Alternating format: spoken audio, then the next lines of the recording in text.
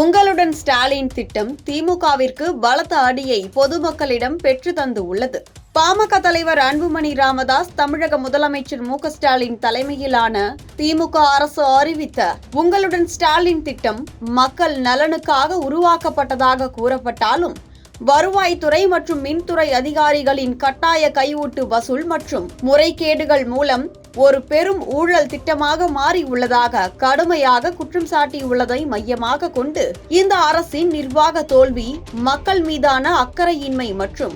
ஊழல் ஆதிக்கம் ஆகியவை வெளிப்படையாக தெரிய வந்து உள்ளதோடு